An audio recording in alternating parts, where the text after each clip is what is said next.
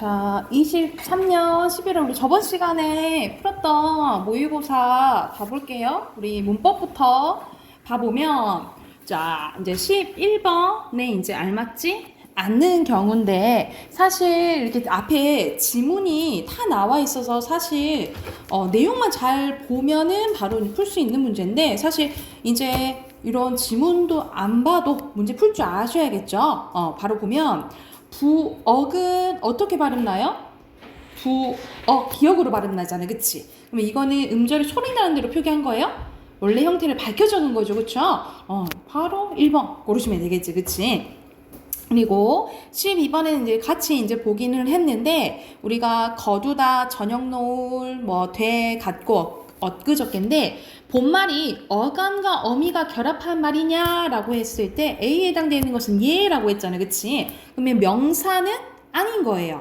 그래서 명사가 줄어든 건 니은과 그리고 미음은 안 되겠죠. 그래서 기역, 디귿, 릴 중에 고르시면 되고 본말의 어간에 끝음절에 모음이 줄어들고 자음만 남는 경우 자음을 앞 음절의 받침으로 적어야 된다라는 거예요. 그래서 이런 식으로 적었지, 그치? 기역 같은 경우는 디귿이 밑으로 갔죠, 그쵸? 그리고 여기서 지읒도 앞으로 갔죠, 그치? 근데 요것은 되는 모음이 그냥 줄어들어 버린 거지, 그죠? 그러면 디귿이 아니겠죠. 그래서 답 2번이라고 나오고요. 자, 13번 항상 의문의 변동 그 문제는 하나씩 꼭 나오지, 그죠? 자, 여기서는 사사치 이렇게 발음이 나는데 음절의 끝소리 규칙도 적용이 되고요. 맞지? 근데 사사치니까 국외음악 일어나잖아. 여기서는 탈락 안 일어나죠? 그쵸? 그래서 여기서는 늘어난 건 맞아요? 하나, 둘, 셋, 넷, 다, 여, 일곱 개고 하나, 둘, 셋, 넷, 다, 여, 일곱 개고 안 늘어났죠? 그쵸? 아니고 넓히다 하면은 요렇게 축약되잖아요. 축약 없네. 그치? 그리고 교육열 첨가 일어나고요. 그리고 비음화 일어나네. 그치? 그래서 첨가가 들어갔는데 줄어든 거 아니겠죠. 늘어나야겠지. 그치? 그리고 해 막다. 해 막다. 그래서 탈락 일어나고요. 자음군 단수나. 그리고 뒤에 된 소리 되게 일어나잖아. 교체 맞죠. 근데 탈락 일어나니까 줄어드는 거 맞네. 답 4번이네요. 그지? 자, 여기서는 바로 넘어갈게요. 14번에 알맞지 않은 거. 요것도 바로바로 잘 보셔야겠죠. 종결음이 어라니까는 해라체잖아. 그러니까 낮추는 거 맞고요. 격조사 깨래. 깨는 무슨 거야? 부사격 조사잖아. 그치? 객체해야 돼요. 그러면 할아버지 깨니까 주체가 아니라 객체인 할아버지를 높이고 있는 거죠. 답 2번이고요. 그래서 대부분 시간을 줄일 수 있는 곳에서는 시간을 조금 많이 줄이셔야 돼요. 그래서 선생님이 자꾸 문법 강조하는 거는 여기서 다 읽고 있을 순 없어. 왜냐면 우리 뒤에서 비문학 그리고 문학에서 시간 많이 걸리잖아요. 그죠? 그래서 이 앞부분에서 좀 시간을 많이 줄이셔야 돼요. 사실 화작 같은 경우에는 화법과 작품 앞에도 조금 꼼꼼히 읽어야 되잖아요. 그치? 여기 화법과 작문에서 어렵게 나오면 시간 많이 잡아먹거든요. 그래서 웬만하면 이제 문법에서 시간 많이 줄이세요. 많이 시간 줄이고 뒤에 15번에 이렇게 중세국어 나왔다 해서 겁먹지 말고 자 거의 현대어 풀이가 이렇게 나오잖아요. 같이 나오잖아. 그러니까 현대어 풀이를 잘 참고하시면서 읽으시면 되겠죠. 근데 이거 문제가 너무 쉽게 나왔어. 왜? 얘를 보니까 얘는 표시돼 있죠. 여기서 어떻게 해석했어? 옛날 이렇게 해석했지, 그치? 이렇게 표시하고 이건 니은이 있고 우리는 이응으로 되네, 그치? 그러면 이건 두음 법칙이 예전에 적용됐다는 거야, 안 됐다는 거야? 안 되었다라는 거예요, 그치? 에이, 너무 답이 쉬웠다, 그쵸? 1번이라고 보시면 됩니다. 자, 뒤에는 이제 비문학 부분이 이제 나오는데 그때 틀린 거를 제가 전정적으로 조금 볼까요? 선생님이 전체적으로 그때 뭐 한다고 그랬었는데 세 주문 중에서 전체적으로 볼 게 있다. 자, 여기서 선생님이 다 보기보다는 내가 볼 때는 완전하게 어려운 문제는 다 하겠는데 다 꼼꼼히 보겠는데 그러기보다는 선생님 틀린 거 위주로 볼게요. 자, 보면은 19번이랑 20번이었죠. 19번에 20번 보면은 선생님 기억한 게 맞나? 19번, 20번 맞아요? 맞아요? 19번, 20번 보면은 여기서는 보기에 대한 설명으로 적절하지 않은 거 나왔는데, 자, 보기와 관련된 내용이 여기 자료 1이랑 자료 2랑 있잖아요. 격자 구조의 도로망이나 단순한 형태의 건물은 모더니즘과 관련된 거잖아, 그치? 이 모더니즘을 비판을 해야 되는 거죠. 어디는? 포스트 모더니즘은, 그죠? 그래서 19번에 알맞지 않은 것은 5번인데, 그러면 왜 그러냐면, 자, 추미와 관련된 거 봐볼게요. 추미가 뭐라고 했냐면, 마지막 문단 봐볼게. 추미는, 뭐라고 얘기를 했냐면, 기존의 모더니즘 건축은 지나치게 금욕적이라고 한 거야. 그래서 모더니즘 건축에서 장식적인 요소로 낭비로 취급받으면 무의미한 부분을 간주되는데, 하지만 이렇게 무의미하다고 생각되는 낭비야말로 모더니즘 건축의 회기로부터 해방될 수 있는 탈출구라고 주장했다는 거야. 그래서 결국 마지막 문장이 중요해요. 추미는 모더니즘 건축의 금욕주의에서 벗어나는 방법을 시각적 화려함을 추구하는 낭비의 부활에서 찾았대. 그래서 그에게 있어서 포스트 모더니즘의 건축은 낭비의 미덕에서 실현하는 유희는 즐기는 걸 얘기하잖아. 유희의 건축이다라고 얘기를 했다는 거지. 그래서 이 부분을 보면은 19번 봐볼까? 자료 2는 나아가 금욕주의에 벗어나 유희의 건축을 실현하는 거에 판단 다 하겠군 라고 했지만, 선생님이 뭐라 했어? 가나 나나 다 어떤 스타일이었어요? 모더니즘 스타일이라 했잖아, 그치? 그럼 이거에 대해서 뭐를 해야겠어요? 비판을 해야겠죠. 이건 유의라고 말하기보다 유의가 아니야 라고 얘기를 해야겠지. 그래서 그 부분이 틀렸다 라고 생각을 하시면 돼요. 그리고 기억 20번 보면은 적절한 거 고르는 건데, 아마 좀 헷갈린다 하면 1, 3번 조금 헷갈렸을 거예요. 1, 3번 조금 헷갈릴 건데, 기억은 뭐에 대한 거냐면 간결한 것이 풍부하다 이런 이제 말이고, 니은은 간결한 것은 지루하다 이렇게 얘기를 한 거지. 그래서 대표적인 모더니즘과 포스트 모더니즘을 대표하는 말들인 거잖아요, 그죠? 그래서 여기서 보면은 가에서 첫 번째 문단 조금 보시면, 첫 번째 문단에 5번째 좀 봐볼까요?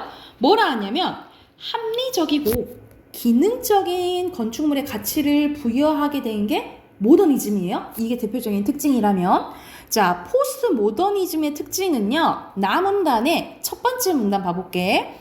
기계적이고 무미건조한 양식 대신에 개별성과 자율성을 중시하는 게 대표적인 포스트 모더니즘의 특징이라고 생각을 하시면 돼요. 그래서 이 부분을 보면은 20번에 3번인 걸 알 수가 있겠죠. 그쵸? 1번보다는 3번이 되겠습니다. 그래서 여기서 본연의 모습에서 벗어난 대한 긍정? 이거에 대한 거는 조금 먼 것 같아요. 그래서 확실하게 나온 게 3번이죠. 확실한 게는 3번이다 라고 생각하시면 되고, 뒤로 넘겨서 24번이랑 25번 좀 봐볼게요. 자, 여기서 반은 거의 내용 일치 문제지. 이렇게 보시면 어느 부분이 이제 보시면 되냐면, 24번은 자, 여기서는 이 방향으로 가잖아요. 기억부터 시작해야겠지. 이 방향으로 이렇게 해서 도는 거예요. 그쵸? 이 방향에서 이제 보는데, 자, 24번의 답이 3번이에요. 자, 3번은 니은으로 유입되는, 그러면 기억에서 니은으로 가야겠죠. 그쵸? 이 부분을 가야겠지. 이 니은으로 유입되는 냉매의 온도는 디귿으로 유입되는 냉매의 온도보다 높겠다라고 얘기를 했어. 자, 근데 여기 부분은 어디서 보면 되냐면,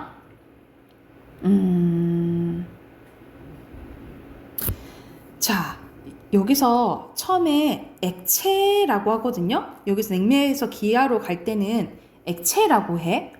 액체로 상태에서 이제 들어가요. 근데 여기서는 들어갈 때 이제 기체가 됩니다. 그러면 어디가 더 높아야겠어요? 기체일 때가 더 높지 않겠어? 그치? 그러면 두 개 바뀌었죠? 오히려 어디가 높겠어요? 디귿으로 되는 게 더 높겠지. 그죠?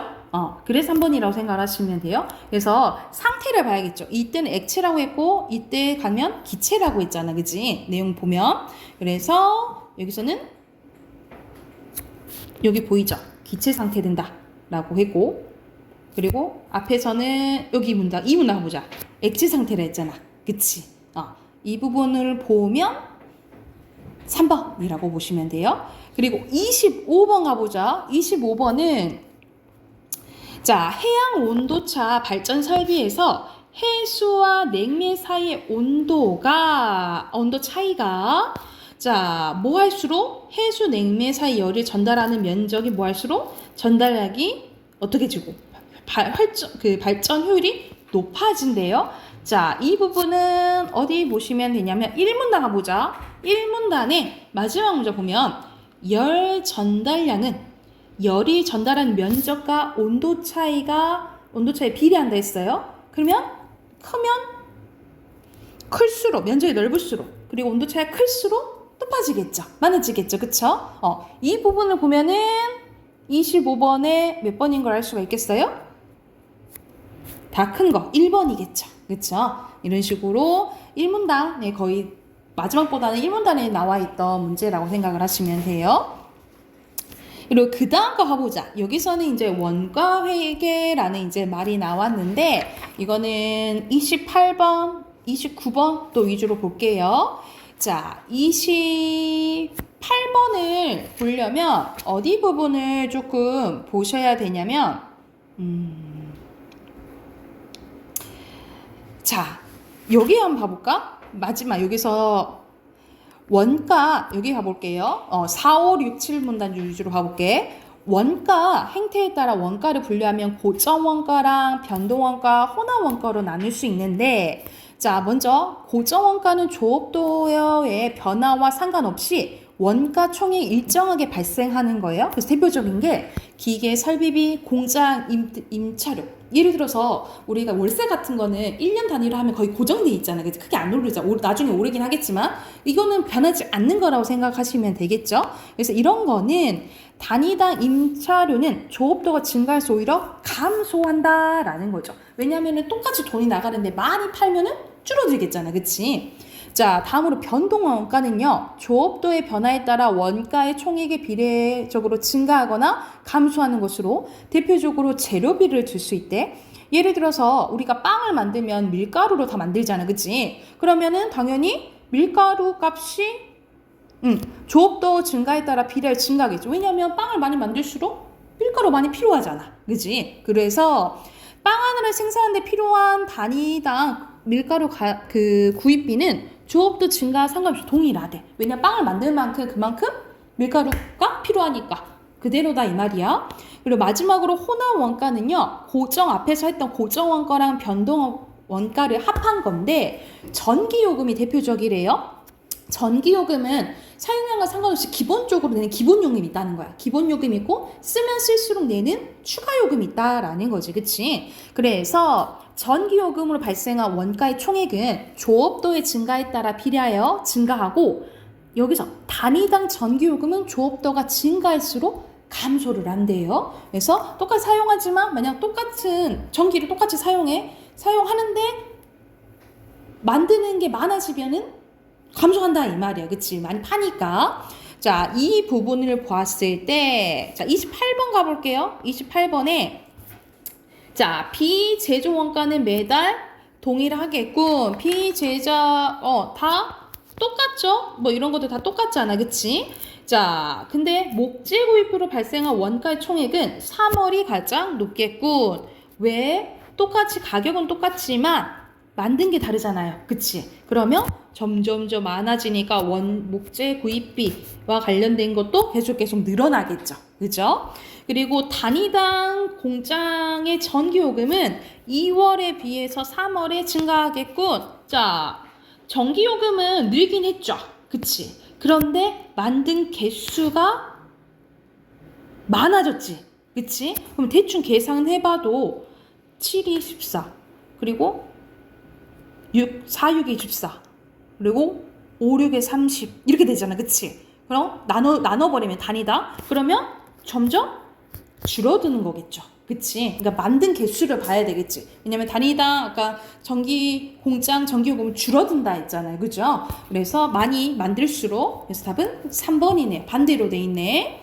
그리고 29번에 기억 관련된 건데, 기억은 기계 설비 대여비에 투자한 내용 비용이 커서 고정원가 비중이 변동원가보다 높은 기업은 조업도를 높인 데 집중하면 기업의 수입을 높인 데 효과적이다. 이거 아까 전에 마찬가지야. 똑같은 전기비가 나가. 근데 많이 만들어서 많이 팔수록 돈을 많이 벌겠잖아요. 그쵸? 그러니까는 당연히 조업도를 높여서 단위당 그런 비용들을 줄여야겠지. 그치? 그래서 해당되는 답은 3번이 되겠죠.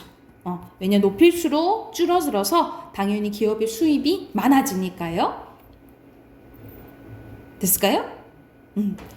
자, 옆에는 전광용의 흑산도라는 이제 작품인데, 이거는 거의 주제가 34번에 있거든요.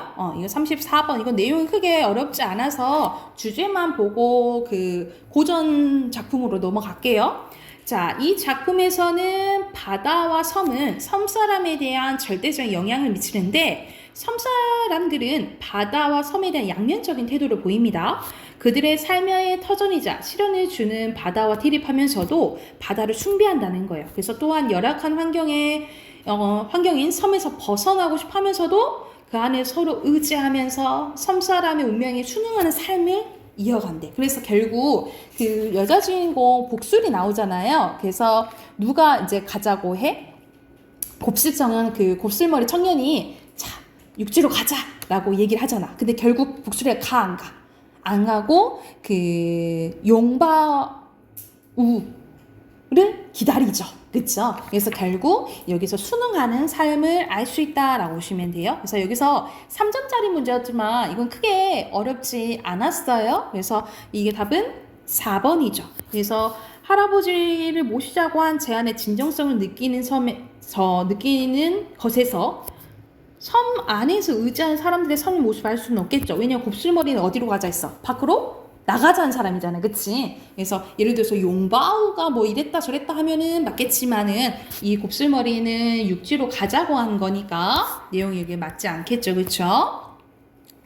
자, 옆에는 고전 작품들이 나와 있어요. 와, 순천임시의 노부타인데 여기서 노부타는 뭐라고 해석하시면 되냐면 노가 늙은 노자잖아. 그치? 그래서 늙은 부녀자의 탄식이다라고 보시면 돼요. 그러니까는 이제 아녀자의 힘든 것에 대해서 얘기한 가사 부분이라고 보시면 되겠죠. 되게 길죠? 가사예요, 가사.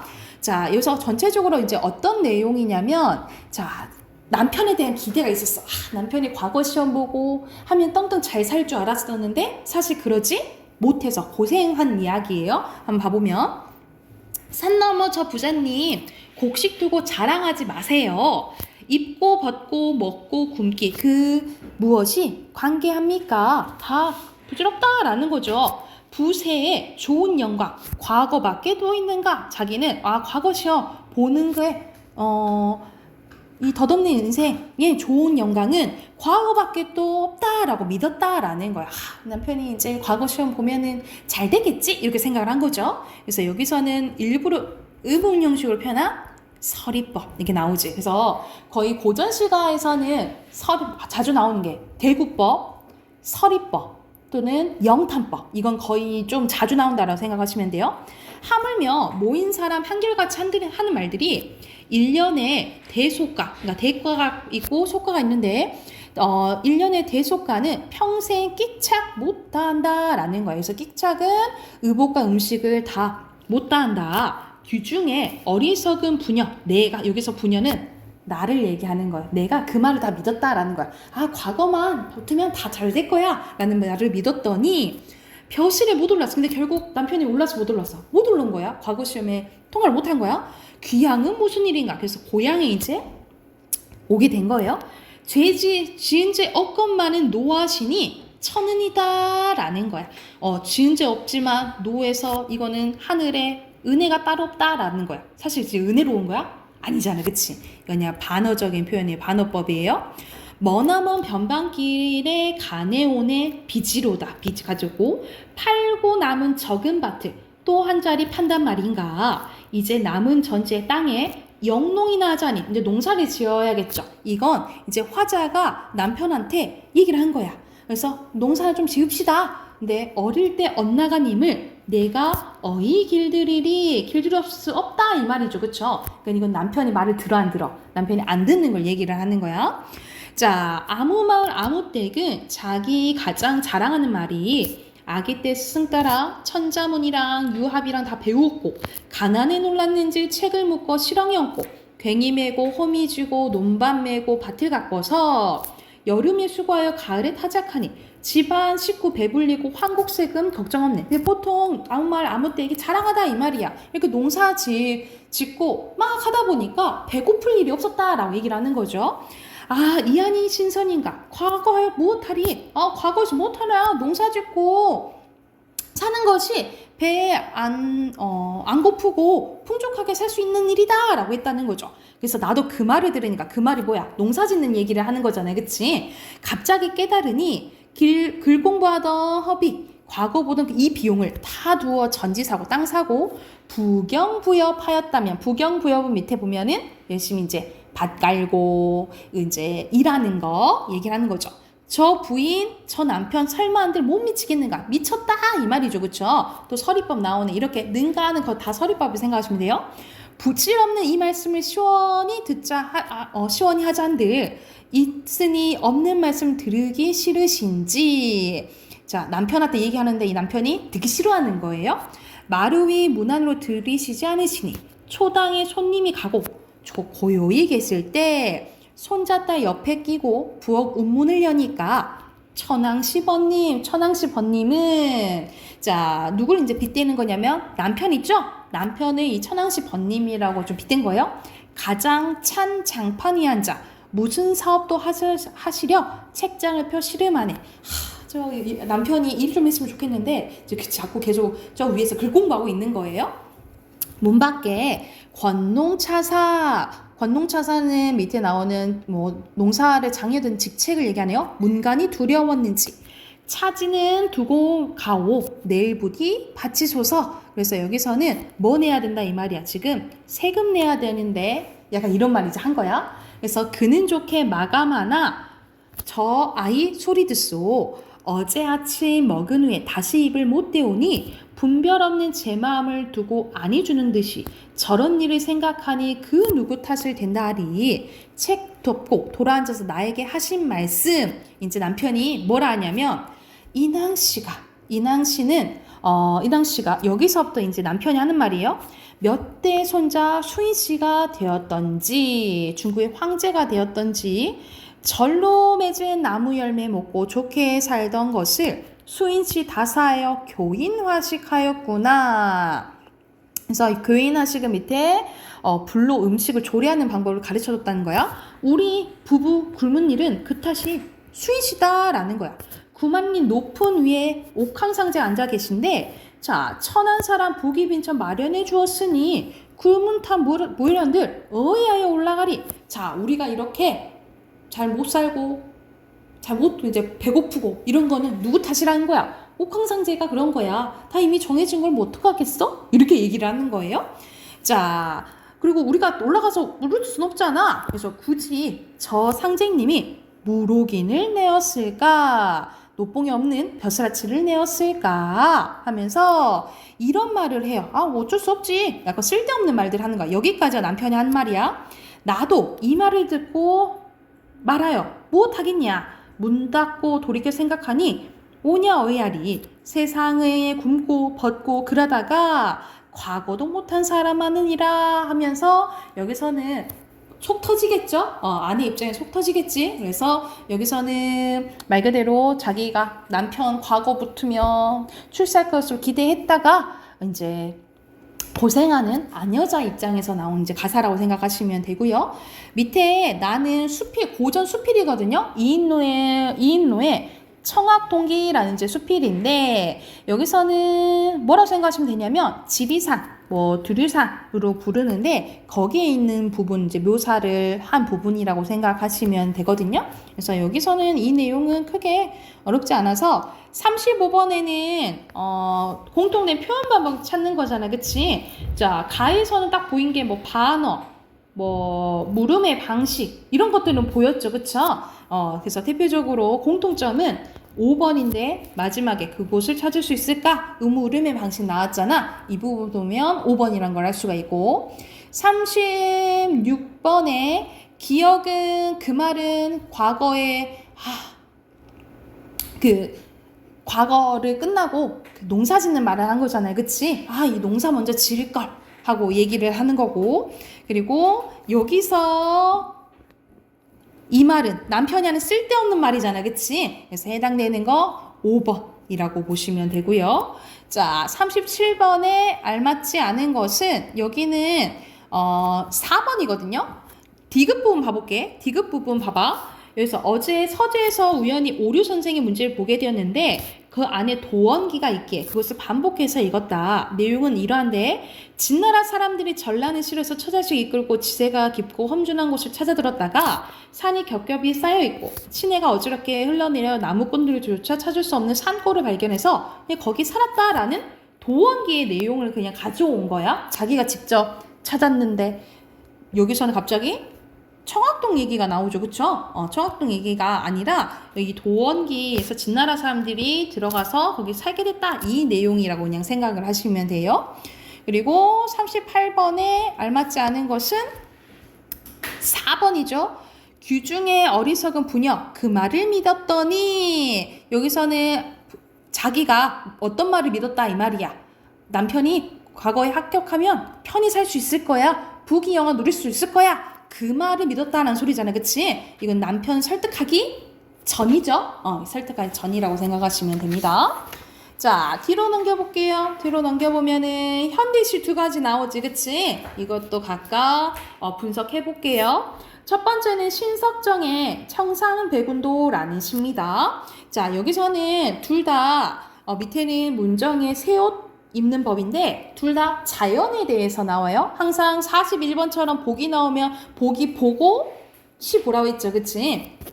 이 시에서는 화자가 자연을 긍정적으로 인식하고 지향하는 모습이 다양하게 보여주는데요. 먼저 가에서는 화자는 자연을 불변성과 포용력을 지닌 존재로 인식하고요. 동경하는 자연과 어우러지는 나를 희망합니다. 그리고 나의 화자는 자연을 모성을 지닌 존재로 보고요. 그리고 이 자연에서 배운 삶의 방식을 현실에서 써먹기를 희망하는 거예요. 그래서 각각 주제 파악하시면서 내용 한번 봐볼게요. 자, 이 투박한 대지에 발음 붙였어도 흰 구름 이는 이렇게 색채 나오면 시각적 심상 나온 거죠. 흰 구름 이는 머리는 항상 하늘을 향해서 사는 산이래요. 발도 나왔고 머리가 나왔는데 이거 해당되는 건 산이 발에 붙이고 머리는 하늘로 향해 있다고 표현했네. 그치? 전체적으로 사람처럼 표현한 의인법이죠. 그쵸? 그리고 여기서는 발과 머리가 조금 상반되고요. 항상 하늘을 향해서 향하고 산다는 것은 어떤 이상적인 것, 희망적인 것을 바라면서 산다 이 말이야. 언제나 승부할 수 있는 푸른 산이 여기도 시각 나오네요. 그 푸른 산이 오늘은 나는 무척 난 부럽대. 하늘과 땅이 비롯되던 날, 만들어진 날, 그 아득한 날 밤부터 저 산맥 위로는 푸른 또 시각 나오네요. 푸른 별이 넘나들었대. 그래서 자연에서는 내가 바라는 것들이 항상 이렇게 돌았다 이 말이죠.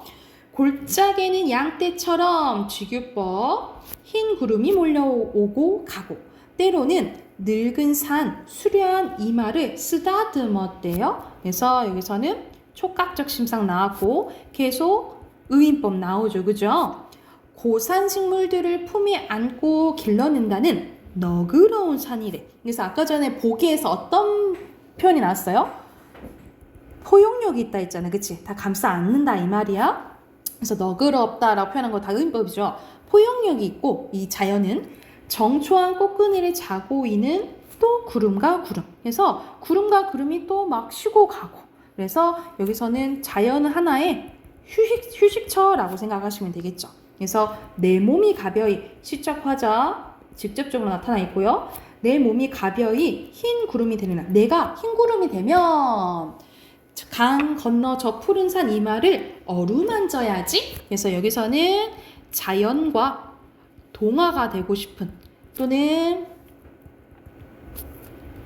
교감하고 싶어 하는 화자의 바람이 반영되어 있다라고 보시면 되고, 이렇게 점점점점점 나오는 거는 말줄임표죠. 이 말줄임표의 효과는 항상 여운 형성해준다라고 생각하시면 돼요. 그래서 여기서는 불변하고 포용력 있는 자연을 좀 찬양하고 그 자연과 하나가 됐으면 좋겠다라는 내용의 시라고 생각하시면 되고요.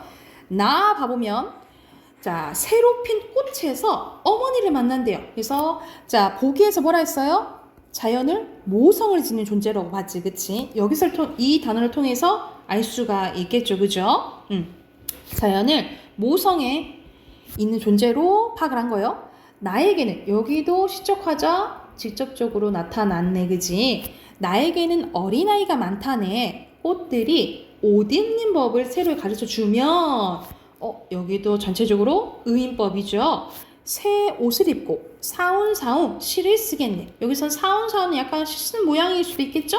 음성상징어 의태어가 되겠어요.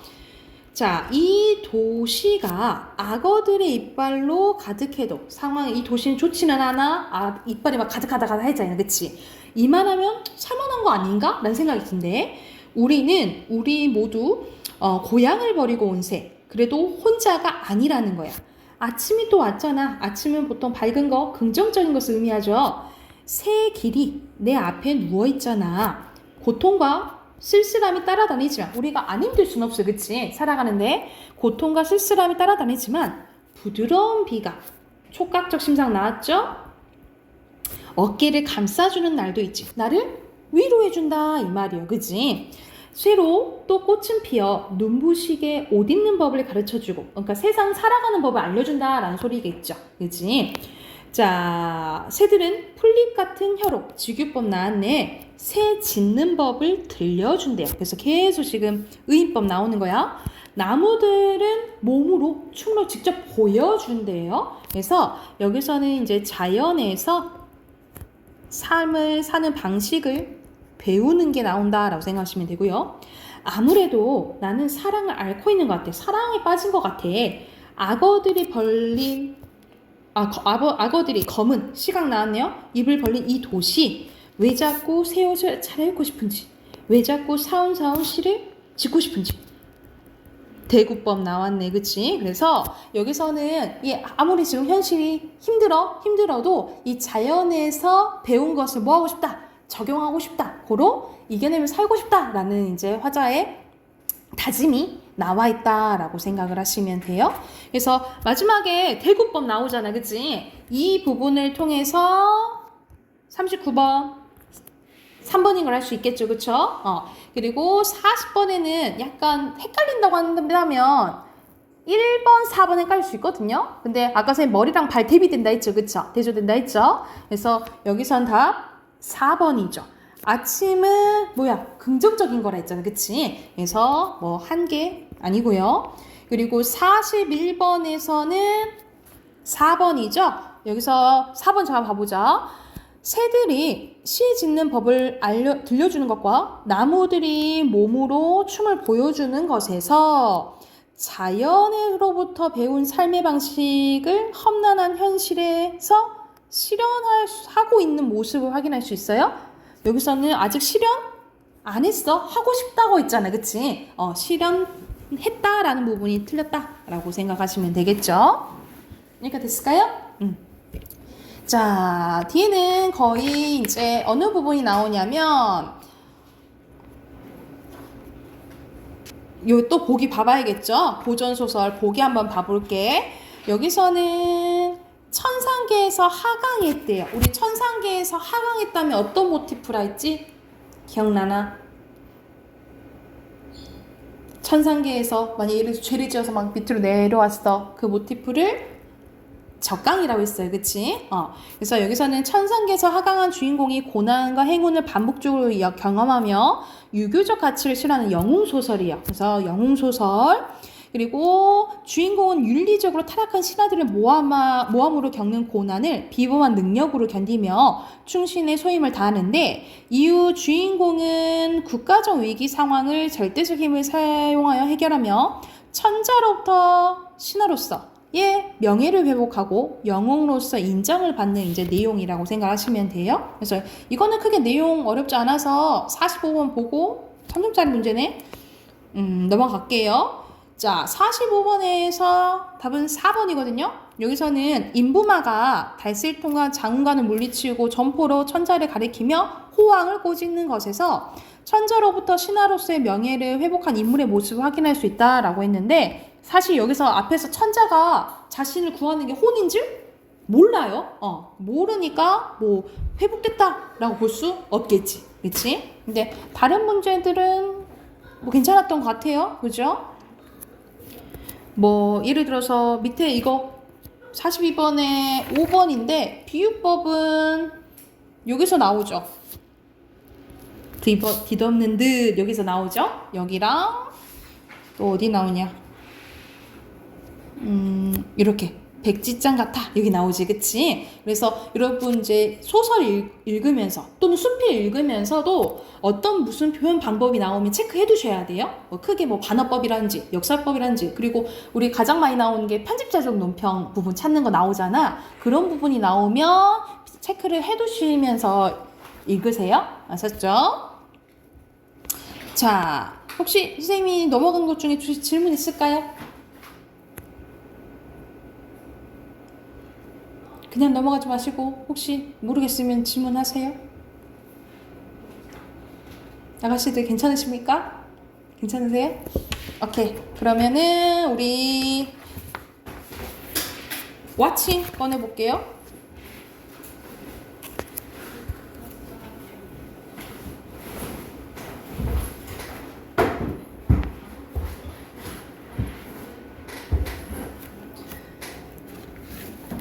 우리 왓칭 어디 부분 할 거냐면, 우리 시험 학교 시험범위 이제 물어보니까 1학기 때 못 듣던 분 지금 진도 책 속에 길이 있다 나가고, 광화문 전에 뭐지? 고릴라고 있다 그러던데, 그쵸? 그래서 그거 아마 다 한 다음에 문법 부분 나갈 것 같아요. 7단원 아마 나갈 건데, 오늘 어느 부분 할 거냐면,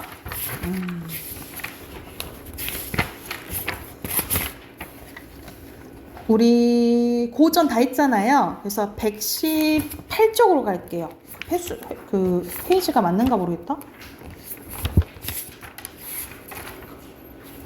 문장의 종결 표현 118쪽.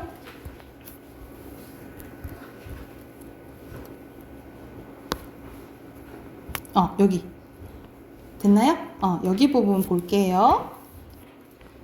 아마 이제 여기 부분이랑, 그리고 여러분 중세국어 부분이라 아마 문법 부분 나올 거예요. 그리고 이제 전광은 뭐 선생님이 이번에 범위 좀 많을 거야 그렇게 얘기하셨다고 그러던데, 우선은 진도 나가는 대로 어디 했는지 선생님한테 바로바로 얘기해 주세요. 그리고 9월 달부터 시험 대비 들어갈 거거든요. 그래서 선생님이 고민이에요. 31일부터 할 것 같긴 한데, 왜냐면은 여러분 추석 있잖아. 추석 때 하루 빠지니까 추석 때 아마 그 주에 토요일, 일요일 중에 일요일은 쉴 가능성이 있거든요. 추석이 월화주잖아. 그래서 아마 일요일은 쉴 수도 있어요.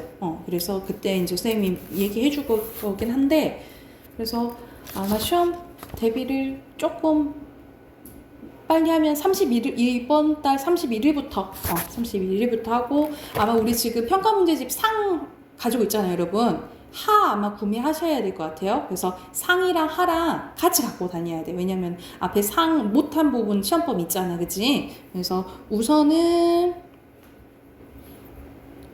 하 준비하시고, 선생님이 31일부터 시험 대비 들어가면 그때는 우선 상 가져오세요. 거기 먼저 이제 진도 나가야 되니까. 자, 118쪽 봐볼게요. 118쪽 보면은 문장의 종결 표현입니다. 말 그대로 문장을 끝내는 표현이라고 생각을 하시면 돼요. 자, 여기서는 문장의 종결 표현에 따라서 전체 문장의 의미가 좌우되는데 이 종결 표현은 이 종결어미에 의해서 결정이 됩니다.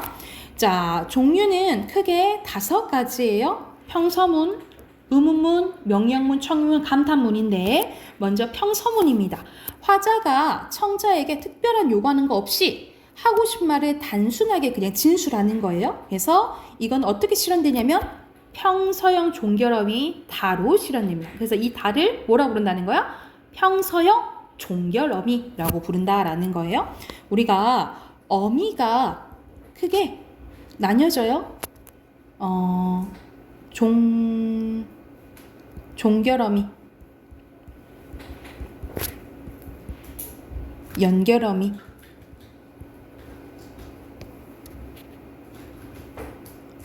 크게 선생님 잘못 썼다. 어미가 크게 어말어미랑 선어말어미로 나뉘어지거든요.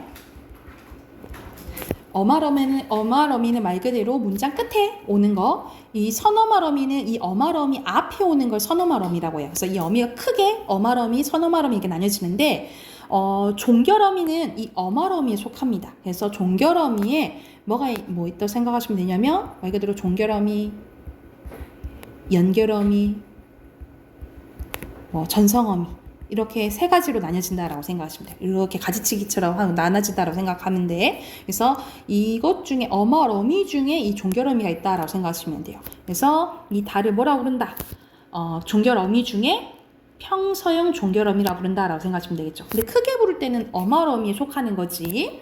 그래서 다가 쓰이고요. 의문문은 말 그대로 물어보는 거죠. 화자가 청자에게 묻는 형식으로 의문형 종결어미 뭐뭐하니, 뭐뭐할까가 있습니다. 그래서 이거를 뭐라 부른다는 거야? 의문형 종결어미라고 부른다는 거죠. 그래서 대표적인 게 니, 까예요. 근데 이 의문문이 3가지로 나뉘어져요. 3가지로 나뉘어지는데 아마 이거 이제 우리 어휘 시험 봤을 때도 이거 나왔었는데, 자, 의문사가 포함되어 있으면 포함되어 있어서 말 그대로 설명을 요구하면 설명문이라고 보시면 됩니다. 너는 누구냐? 윤채예요. 하고 대답을 하겠지. 설명하겠지. 이런 게 이제 설명의문. 자, 판정의문은 말 그대로 yes or no로 대답하게 만드는 걸 생각하시면 돼요. 의문사 없이 긍정이나 부정을 대답을 요구하는 게 판정의문이에요. 그래서 네가 수진이? 네. 이렇게 할 거잖아. 그치? 이게 판정의문. 수사의문은 대답을 요구하지 않고 서술이나 아니 명령이나 요청이나 감탄 효과를 나타내는 의문문이 수사의문이라고 생각하시면 돼요. 그래서 내가 이런 문제도 못 풀겠니? 그냥 한 소리잖아. 서술. 그 입 좀 다물어 줄래? 격하네. 명령. 그리고 노래 좀 불러주겠니? 요청. 그리고 이 얼마나 아름다울까? 감탄. 보통 우리 모의고사 했을 때 나온 서리법들 있죠. 이 서리법들을 일부러 의문 형식으로 표현하는 거잖아. 그치? 이 서리법들에 쓰이는 문장들은 거의 다 수사 의문에 속한다라고 생각하시면 돼요. 그래서 의문문에는 3가지 종류가 있는데 뭐 있어? 설명 의문, 판정 의문, 수사 의문. 이렇게 3가지가 있다라고 생각하시면 되고요. 오른쪽에는 명령문이 있습니다. 명령은 말 그대로 어떤 행동을 하도록 요구하는 거예요. 시키는 거예요. 그래서 명령형 종결어미 아라, 어라가 있습니다. 그래서 여기서는 직접 명령이랑 간접 명령이 이제 나뉘어져 있는데요. 직접 명령은 다양한 형태의 종결 어미로 사용을 하는데 잡아라, 오너라 하면서 직접 명령하는 거고, 간접은 불특정 다수에게 하는 겁니다. 그래서 우리 문제에서 알맞은 답을 고르라, 골라라 이렇게 나오잖아. 그치? 이런 게 대표적인 간접 명령이라고 생각하시면 돼요. 자, 밑에는 청유는 같이 하는 거야. 명령은 너한테 시키는 거야. 그치? 근데 청유는 같이 하는 거라고 보시면 돼요. 그래서 화자가 청자에게 함께 행동할 것을 요청하는 겁니다. 그래서 이거를 청유형 종결어미라고 부르고요. 뭐뭐 하자, 뭐뭐 합시다. 그래서 보통 뭐뭐 하자 기억하시면 돼요. 근데 밑에는 명령문과 청유문의 제약들이 나왔네. 자, 형용사는 명령문이랑 청유문이랑 같이 어울릴 수 없어요. 그래서 대표적으로 선생님이 동사나 형용사 구별할 때, 자, 보통 현재형어미 니은다나 는다랑 결합할 수 있으면 동사라 했잖아. 그치? 이 추가적인 특징. 명령문이랑 청유문이랑 결합할 수 있으면, 쓸 수 있으면 동사고요. 아니면 형용사예요. 그리고 명령문, 청유문에서는요, 추가적으로 시제 선어 말어미 더, get과 쓸 수 없어요. 그래서 말 그대로 시제와 관련된 여기 선어 말어미 나왔죠? 시제와 관련된 선어 말어미는 뭐랑만? 동사랑만 좀 결합한다 라고 기억을 해두시면 됩니다. 그리고 마지막 감탄문입니다. 화자가 자신의 느낌을 표현하는 거예요. 그래서 감탄형 종결어미 느는구나가 일반적이다 라고 보시면 됩니다. 뭐뭐 하는구나 있죠? 뭐뭐 하는구나 하면은 감탄형 종결어미 라고 보시면 되고, 보통 이제 문학적 표현을 쓰이면 영탄법에 속하는 거죠. 그쵸? 그래서 뭐뭐 하는구나, 여기서 는구나, 구나, 로구나인데 결합할 수 있는 특징인데, 이거는 우리가 자연스럽게 할 수 있는 거니까 굳이 외울 필요는 없어요. 그래서 대표 중에 구나 생각을 해두시면 됩니다. 이거는 간단하죠, 그쵸? 그래서 종결 표현인데, 종결 표현은 종결 어미에 의해서 나타나고, 종류가 몇 가지? 5가지예요. 그래서 넘기면 3문제 있거든요. 이 3문제 바로 풀고 답 확인해 봅시다.